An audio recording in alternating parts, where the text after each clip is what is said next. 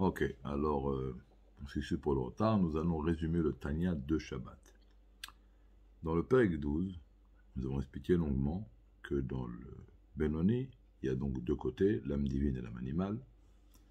On a expliqué qu'il y a deux systèmes, il y a le sentiment et l'intellect, sur lequel le Benoni n'a pas de dominance. Ça veut dire que le Benoni ne peut pas dominer qu'un mauvais sentiment va monter du cœur au cerveau.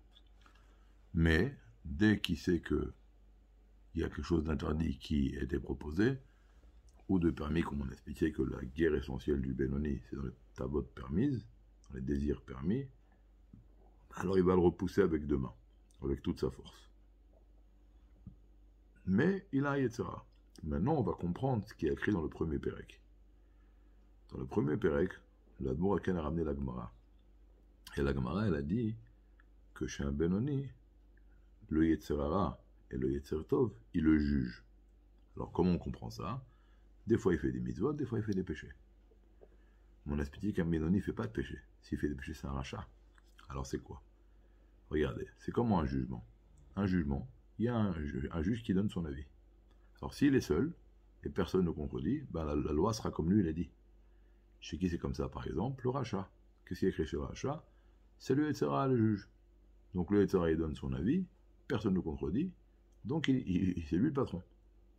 Chez le tzaddik, c'est écrit le Yetzer Tov, c'est lui le juge.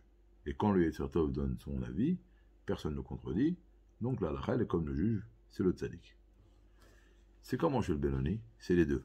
Ça veut dire, il y a l'homme animal qui donne son avis arrive au cerveau, là le Benoni dit non, j'accepte pas ton avis. Il le repousse, donc il contredit le juge. Donc il y a un juge contre un juge.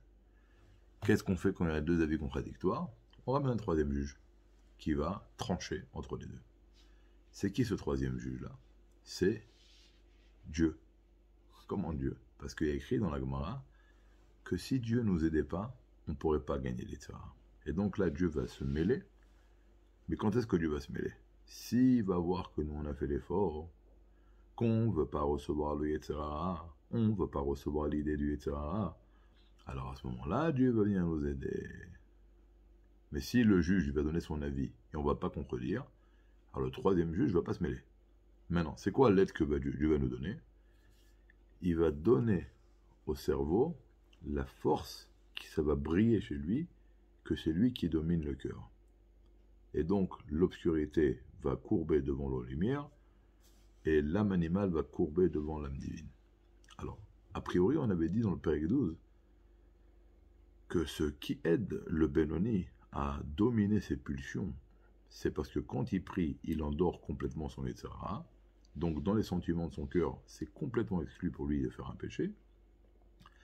Et lorsqu'il finit la prière, bien que dans le cœur, le Yetzirah se réveille, et donc c'est plus exclu dans son cœur, dans son sentiment de faire un péché, on explique encore une fois, je répète que la guerre essentielle du Benoni, c'est dans les désirs permis. C'est-à-dire que même s'il a des fois une envie de faire un truc interdit, c'est repoussé immédiatement. C'est comme nous manger Yom Kippour, ça ne viendra pas à l'esprit. Ok? Maintenant, qu'est-ce qui va se passer? Alors, pourquoi maintenant il dit une nouvelle chose? On dit que dans le Pérec 12, on a dit qu'après la prière, dans le cerveau, il reste une trace de la prière. Que dans son cerveau, son intellect, c'est complètement exclu pour lui de faire un péché. Et là, il dit non. Ce qui va l'aider à dominer sa pulsion, c'est parce que Dieu va l'aider. Alors là, on parle d'un Benoni que la trace de la prière ne reste plus chez lui. C'est fini, il est 4 heures de l'après-midi, il est au milieu de son business, et quand il a prié, dans son cœur, c'était exclu de faire des péchés. Après la prière, restait une trace dans son cerveau, c'était exclu de faire des péchés. Là, il est arrivé à une situation dans la journée où ni dans le cœur et ni dans le cerveau, il n'y a plus rien. Alors là, quand le Yetzirah va l'attaquer, il va tout de suite faire une réplique. Non, je ne veux pas tomber. D'accord? Il va dire, je ne veux pas tomber. Là, Hakadosh Baruch Hu va tout de suite se mêler et faire que ça va briller chez lui, que, après tout, le cœur va courber au cerveau, et donc l'obscurité va courber devant la lumière de l'âme divine. Maintenant, ce Benoni-là, il faut qu'il fasse attention. Qu'est-ce qu'on a dit dans le premier Pérec? Que même si le monde entier dit que tu es un tzaddik, soit toi, à tes yeux, sois comme un rachat. Et on avait dit, a priori, il y a une Mishnah qui dit ne sois pas comme un rachat à tes yeux.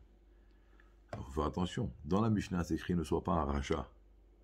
Là, il te dit considère-toi comme un rachat, pas un rachat. Toi, les gens, ils vont te dire que tu es un tzaddik. Alors toi, sache que tu es comme un rachat. Parce que dans ton cœur, tu as un yetzara comme un rachat. Dans ton comportement, tu te comportes comme un tzaddik. Mais dans ton aspect intérieur, tu as à l'intérieur de toi un système comme un rachat. Parce que tu as des pulsions, tu as envie de faire des péchés. Des choses qui sont interdites. Tu as des pulsions d'état à vote. Chose que le tzaddik n'a pas. Maintenant, s'il a encore des pulsions, comment il va croire que c'est un tzaddik? Alors, il ne va pas croire que c'est un tzaddik vetovlo, mais il peut croire que c'est un tzaddik veralo. Parce qu'un tzaddik veralo, qu'est-ce qu'on a dit? Il a annulé son yetzara. Ou il a annulé, comme on avait dit auparavant, il peut avoir une annulation de... Il y a la majeure partie d'un permis, une minorité d'interdits, ou alors 60 fois plus de permis que d'interdits, ou 100 fois plus, ou 1000 fois plus. Donc lui, comme tous les jours, son yetzara, il veut attaquer, il le courbe, il le courbe, il le courbe. Il ne laisse pas pénétrer dans le Coran. Donc il pourrait commencer à croire qu'il a réussi à courber son yetzara comme un tzaddik veralo. Et là, on lui dit non, sache que tu es comme un rachat, tu es un Benoni. Après, il termine le Tanya d'aujourd'hui. Il dit, chez un Benoni, pas seulement que le yetzara, il ne va pas s'affaiblir au long des années, mais au contraire, plus on va utiliser ce monde matériel, on va manger, tout ça, alors notre yetzara, notre âme animale va se renforcer. Et là, on parle d'un Benoni qui mange et qui utilise le monde, les Shem Shamaim. Et malgré cela, chaque fois qu'il utilise le monde, ça renforce son âme animale. Maintenant, pourquoi c'est important qu'il ne va pas commencer à croire qu'il est un tzaddik? Et s'il va se faire un trip qu'il est un tzaddik, c'est grave? Ouais, très grave. Pourquoi?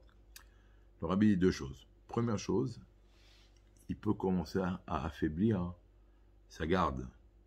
C'est comme si maintenant, comme on avait parlé dans le Pérec, le yetzara, c'est comme un yetzara, c'est comme un terroriste. Si je commence à croire qu'il ne va plus m'attaquer, je vais enlever l'armée, et c'est là que je vais me prendre une bombe sur la tête. Ça, c'est le premier problème. Le deuxième problème, le plus grave, le rabbi dit, c'est très grave de croire que tu as un niveau que tu n'as pas et commencer à faire un travail dans Dieu. Tu vas commencer à faire une illusion que tu es un tzaddik et tu vas commencer à toucher à des niveaux qui ne t'appartiennent pas.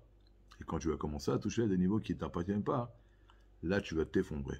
Là, tu vas tomber de très haut parce que tout d'un coup, tu vas t'apercevoir que tu n'es pas du tout dans le coup et c'est pas du tout ton niveau et tu es en train de faire une chose qui n'a aucun rapport avec toi. Donc, il faut toujours savoir qui on est, qu'est-ce qu'on est capable de faire, et qu'est-ce qu'on n'est pas capable de faire. Alors, vous savez, comme on dit chez les chassidim, Dieu, il veut pas que tu sois Moshe Rabbeinu. Dieu veut que tu sois toi-même. Et le plus grave dans la vie, c'est d'essayer d'être quelqu'un d'autre. Et en plus d'être quelqu'un qu'on n'est pas capable d'être. Ou comme exiger d'un enfant d'être une chose qu'il ne peut pas être. Comme on dit toujours chez nous, on ne demande pas à un handicapé de courir. Ça veut dire qu'il faut savoir qui tu es. Et si tu es un Benoni et que tu commences à croire que tu es un tzaddik, tu vas tomber à la fin.